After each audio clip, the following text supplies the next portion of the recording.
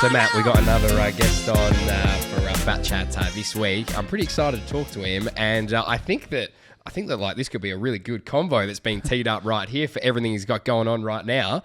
Former Perth Wildcat, runs a Stitch in Time charity, absolutely killing it. We're going to talk about all his big events and everything he's got going on right now. Please welcome Greg. Hiya! Appreciate it, lads. Oh, round of applause. There we go. Yes. We try to be interactive on the show. Yeah. How are you? What's been happening with you? You got a lot going on right now. Yeah, that's putting it lightly. It's been a unique 3-4 months. I've actually lost about 13 to 15 kilograms. Just depends if I'm having a few, what are they in the back, shelters in the background there on the weekend, wherever I fluctuate. But yeah, being on the pushy, one of the worst cyclists that you ever know in gearing up for a charity bike ride later in the year. Obviously fully fledged with my charity work as well, and dabbling in a little bit of 3-on-3 basketball, which I played a week or two ago with one of my best mates, Tom Jervis, just to let the young people know that I'm still really good and walk away at $4,000. Can still those bows around. Absolutely. So, but now my back's cooked. Happy's it. The muscle groups that I haven't used in 24 months. But no, loving life. So I'll just set this up so Matt knows the full story as well. So you're in preparations. You're saying you've been doing a little bit of bike riding and a bit of training. Can you tell us what that prep's for? And just a bit of your progress and everything you got going on right now?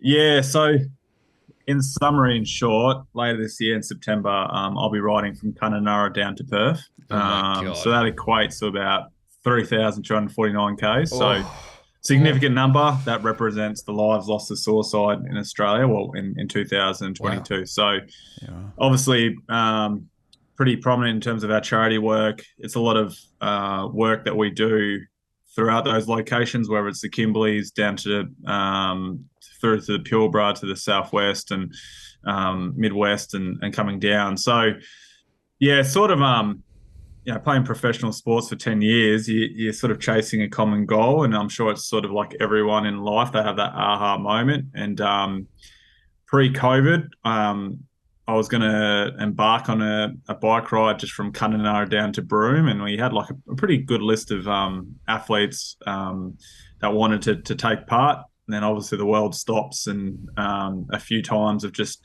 trying to restart that bike ride just didn't fall through. And then now obviously doing it full time, and I sort of not lost my way, but I was sort of to be honest, I just didn't have a goal like in terms of physically that I was chasing what I was accustomed to. Like professional athletes, if you're not below a skin fold measurement or whatnot, you're sort of, not only is that impacting your performance, but you just knew you'd sort of be embarrassed in a way to rock up on a training session on Monday. Yeah. So I sort of wanted to set a standard and be a really good positive role model from healthy habits with my son, and the bike ride in a very drastic and dramatic way made me sort of to put a routine in place. So I've got about 8 punctured tyres. I had one today when I was riding to work. I've been watching all the punctured tyre stuff. Perth's bad, mate. The been glass on the road and whatnot here is terrible. Yeah, and on the footpath. It is an absolute night. Even today, I was like, I'm rolling here, and it was sort of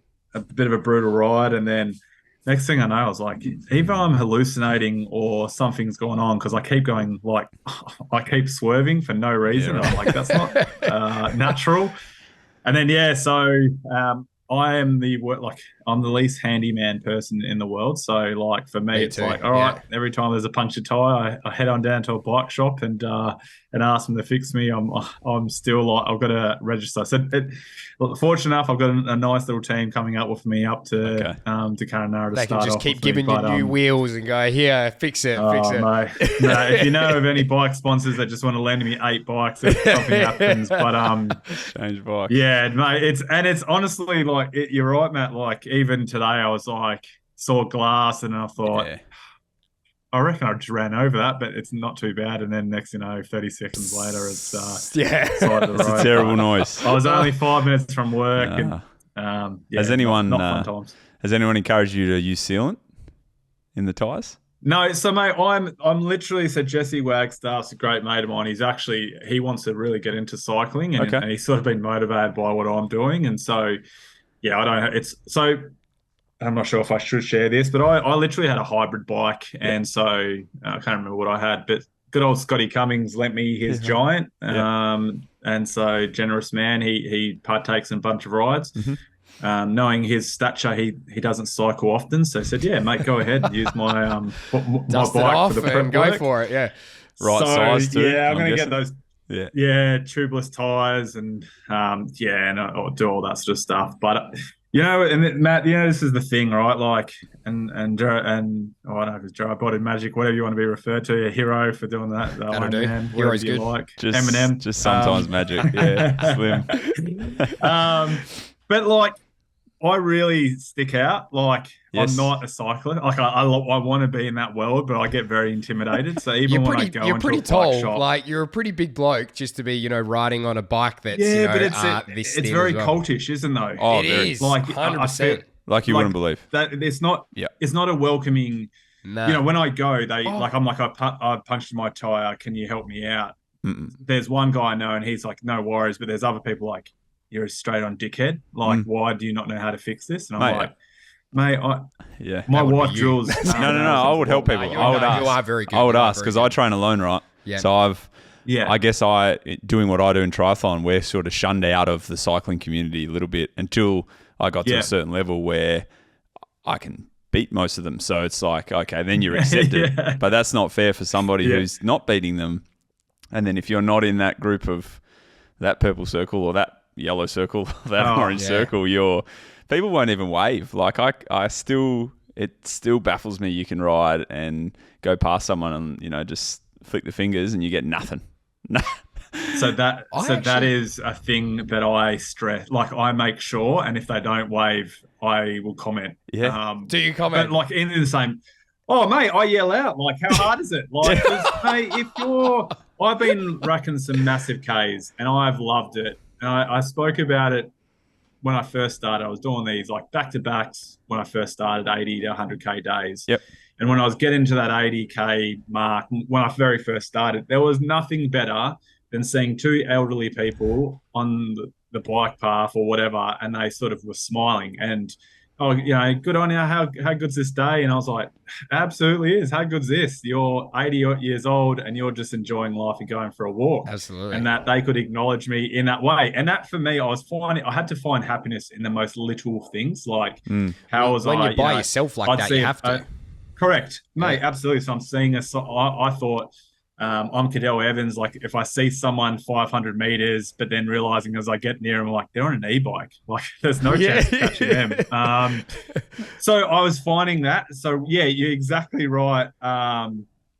Even when I try and like I see the perfect example. I was catching up with a mate on the coast, and I was by myself, and there would have been, I reckon, 30 or 35 cyclists on the other side of the road, and they just didn't acknowledge me. Like, if they could spit at me, they would have. Like, and they look though. Everybody looks. Everyone that's mate, absolutely. They would have been judgment. What is this spot doing? Were you doing big Ks on a hybrid initially? Yeah, mate. Right. Well done. Well done. So that's how I sort of started because, and I did, and that's the thing too. Like, someone's like, "What are you averaging Ks?" And I was like, 29, 30 kilometers an hour, and they're like, "Yeah, that's like good, but you need like." And I was like, and it was only until Scotty lent me his Giant, I was like, "Oh, geez, this is a world of difference." Like, in terms makes of a big everything. difference. So, oh, mate, absolutely. So got the hybrid. Sort of just more so because initially when I was going Kununnurra to Perth, and again, I'm not riding with anyone, so I was like, I'm more than happy to cycle. Like, I don't want to. So you're going to do that solo and unsupported? There'll be some people that partake in it. So there'll be like, there'll be a few former and professional current athletes who'll jump in from different legs, but everyone's very smart. They're jumping in from the Kununnurra to Broome leg and just finishing off at Cable Beach. And so there you go. They can just go chill on and Cable Beach, Sunset Bar there. Perfect. Yeah. Nice. Me, as I continue going through Roebourne and Onslow, the most beautiful part of the world. And then some of the other guys would jump on from Kalbarri to Perth. So how many Ks are you trying to get done per day and per leg? How many Ks are you trying to hit? Yeah, it literally is it every town-based? single day bar. Was that? Yeah, it'll be the month of September. I've sort of looked at it. You're averaging between 130 to 150 in that area. There's obviously sometimes, say through the Kimberley region, there's not much accommodation. So we've obviously got like an RV, or there's just a roadhouse. So there's a couple that like big 145, 162 back-to-back days. So it was originally in October, and then my wife said, well, can you please be back for your son's birthday on the 22nd? And I said, no, I don't think you understand, like eliminating 7 days, isn't going to really help me out. And more so as well, like obviously the grind and the emotionally and mentally is going to be the most taxing, but I don't want to, I'm not trying to break a record. No. I'm literally more just so there for using survival. It as an opportunity for us. Yeah. And so if my body's absolutely cactus, I don't want to be going, I need to get this. And as much as I push through it. So again, the whole month of September, I look at it realistically. Especially if it gets windy, mate. If you get a southerly at all, just, you would have felt that training already. Mate. As soon as a headwind hits, it's far more than physical. Like, you have to treat it like you're riding up a hill, right? It's like you just go slow. There's no... Well, we literally did a workshop in Dunsborough, and this every single time, because I just do this. I'm sure people would see if I do this one loop around Joondalup all the time. Yep. I'm the local champion by about 60. There's no one. I've got that record for the next 8 years, I reckon. Yeah. And the amount of loops, and so whenever we have an opportunity, we're staying down in Rockingham for a weekend. I'll say I'll just ride down there to my wife. We're running workshops in the southwest and Dunsborough and yelling up. I said to my mate, I'm just going to ride. I'll leave first thing in the morning and you just pick me up. And that wind was one of the worst things I've ever. And I got to about 115 and I was feeling like pretty good. I was like, this is the longest ride I've done. Just coming off the path there. And and as I literally went over the bridge at Hall's Head, I was like, looked down. I was like, I'm averaging about 12 kilometers. I feel like I'm about to blow over the bridge.